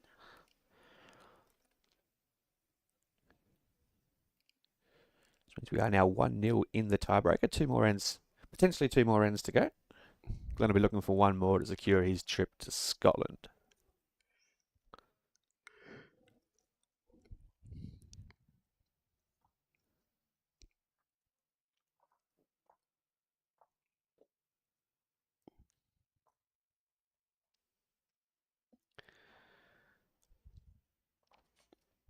It'd be if Lisa was to win this end, like what a pressure moment. One end, potentially one bowl to decide whether you're going to be in Scotland competing in the Scottish singles, or you'll be watching it on YouTube or through the World Bowls Tour channels.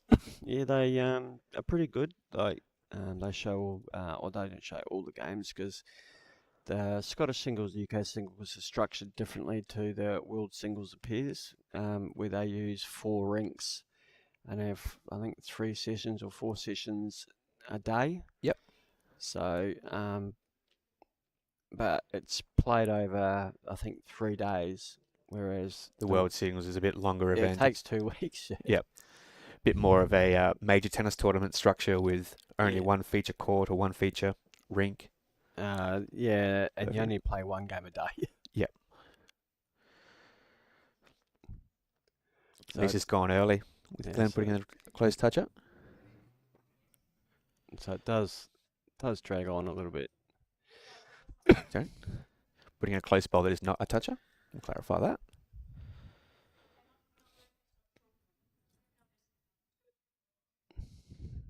Mind you, if I was Lisa, I'd be having a crack at that as well. Something we'll need to change. You kind of want to know early as to whether you've... Yeah, I wouldn't be trying to draw that. I'd just be giving it a good positive punch like Lisa did before. But Glenn probably needs to get right to this jack and move it a little bit. Create some changes. This will be very close. Very Just close a shade of it. Ooh. Oh, it's a good shot. It gives another bowl in the area, but the shot is still on. I don't think she's going to be short. Yeah, I'd take fire too. Yep. Less weight, I think. Closer. Positive. Likes it. Very close. Got the bowl clean. Oh, what a great shot. It is the non-toucher, I believe, in the ditch. Which means we now, after 2 bowls each, have 2 bowls left on the Greek. Glenn will be looking to put another close one in. Follow up that first bowl he played this end.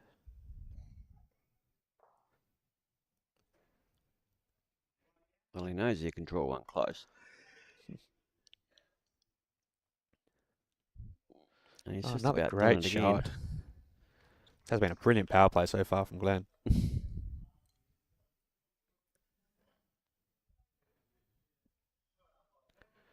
He's just trying to work out who's got second shot.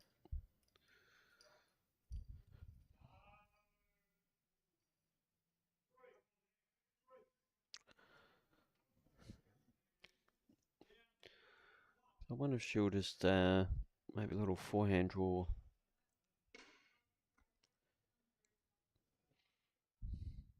And if she misses, she's got options.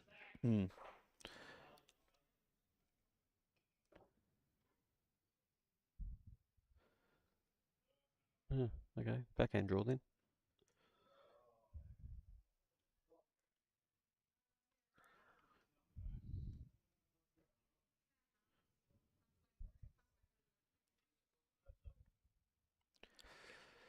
Doesn't look super enthused. She's given that a wave. Mm.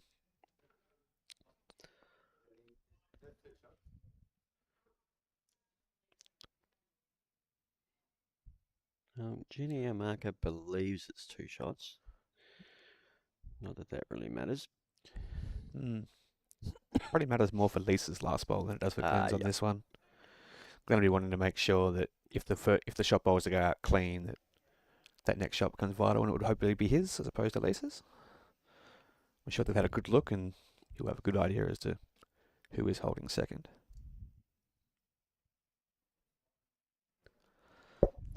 That said, the location of the shot bowl looks very hard to get out super clean without moving something else. And it looks like Lisa does have the absolute backers bowl. Unless you can count the 2 on the ditch.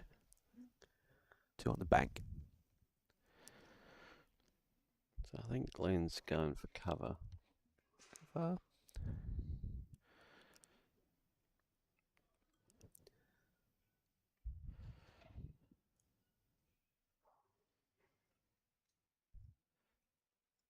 It would be the backers, and it is the tee on the right-hand side of the screen. I'm not sure he's got the tee on the left. But I don't think Lisa will choose to run. I think she'll try and just draw the shot. Mm. Another metre away, and she's right on top of the jack. And she was actually indicating to herself about a metre. Yep. So I think that's... Looking to make that correction. Yeah, that's the GO, I think.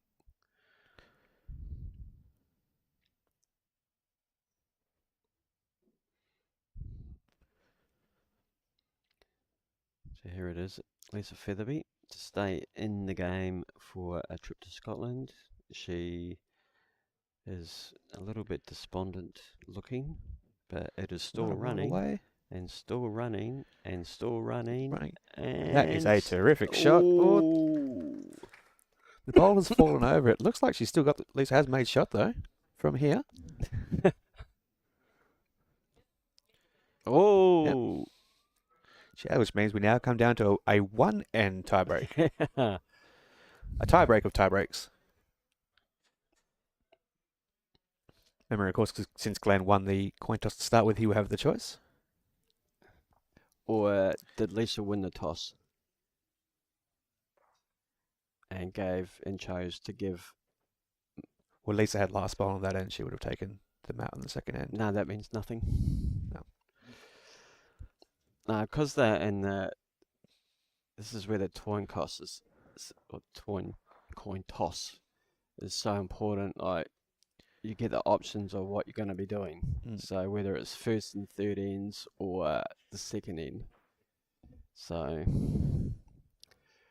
but because we don't know who actually won the toss of the coin, makes it harder.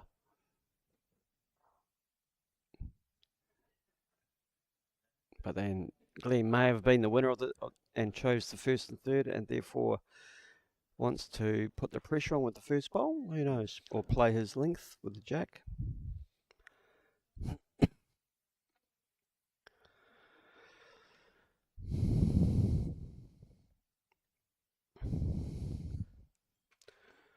We've got two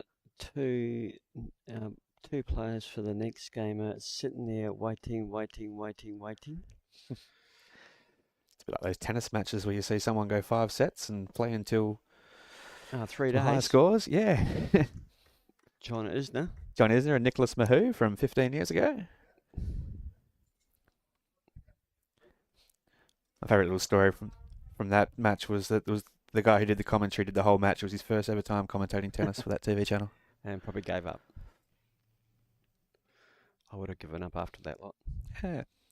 What's 15 hours of tennis between friends?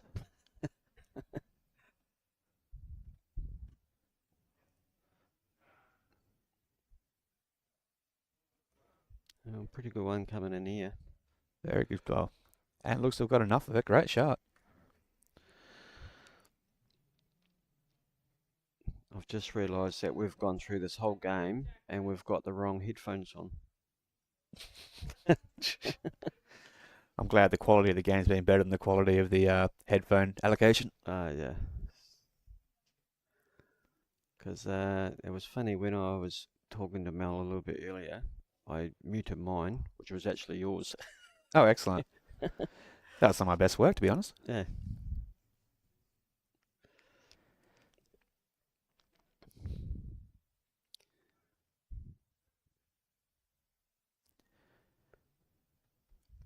Just a reminder for those viewers on the stream, the third end can be nominated for a kill.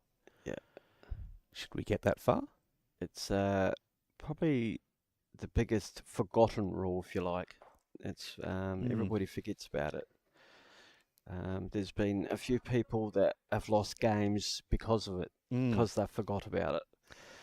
It's funny, I'm generally a bit of a stickler for reading the rules of play and what the rules may entail, but for someone who might play many competitions and momentarily forget the exact rules of the competition they're in. Yeah, I should probably actually get the rules printed out, really, to make them available, but I always forget about it. Another big bowl in here from Glenn.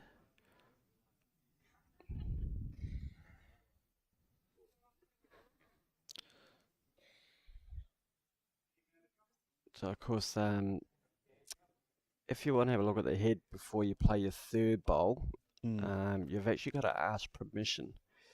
I've never actually heard an umpire say no. You'd have to be a very, very confident person to argue for no. Yeah, or a marker for that matter, but yeah, it would be interesting. But because realistically, you're only going to chase your third bowl onwards, so...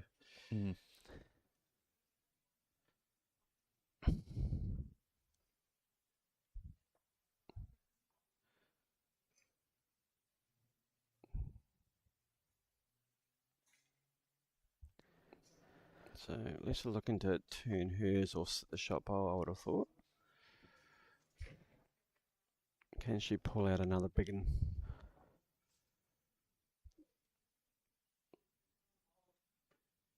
Oh. Looks to be swinging away. Yeah. Mind you, that could be handy, who knows? There's quite that little interesting decision as well. If you nominate a kill, if you obviously have the tees, you can kill the end without nominating kill. Yeah. Jack moves to a tee. I wonder if Les has actually thought about that. Because it looks like she would have both tees at this point. Oh. Which would mean Jack in the ditch with the bowl. Would be one way to win. Yeah.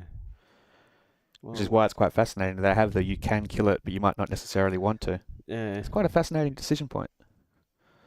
Where would you go if you're Glenn here, Dave? I'd be trying to hide the jack a little bit. It's kind of sitting there a little vulnerable. Well, at least if you can move the jack back at 45 degrees towards the back left of the viewer, it's quite a nice little column of bowls that would stop any aggressive play for Lisa. Or you could go the dirty way and just play a horrible blocker. But he's gone for the back. He's gone for the back.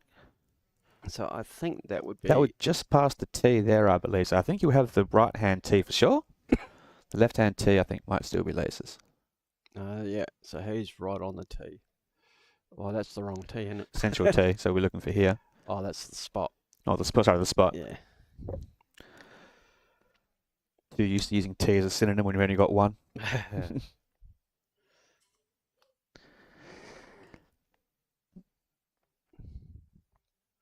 Good crowd watching on, both on the stream and in person here at Mandurah Bowling Club.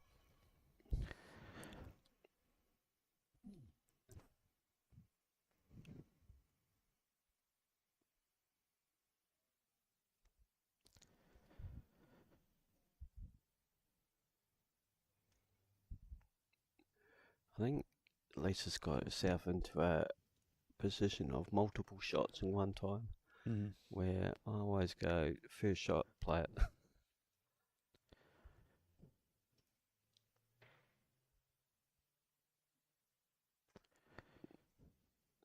That looks narrow. Yep. Does look narrow, unfortunately. Face of disappointment. What a cracker of a game. Fantastic game to watch. Thank you very much for joining me in the booth today, Dave. No, you're welcome, Ash. Thank you for coming along and doing your bit. More than happy to help. Congratulations to Glenn for booking his trip to Scotland. Another trip to Scotland goes Glenn. So well done to him. I'll actually try and get a photo, maybe a brief interview later on today with him at some point. But we're gonna have, well, I'm gonna have a short break because I need to go to Dunny. But we are gonna have the final of the Qualifier 2 between Blake Butler and Mark Simpson. So, and they both got white balls. That's cool. So We'll get someone better ass up than me in the booth then. yeah. So whatever happens, someone's going to be 4 down. Brian, So, Hunter, but and we'll be back with that very shortly. Saul, please come to the desk.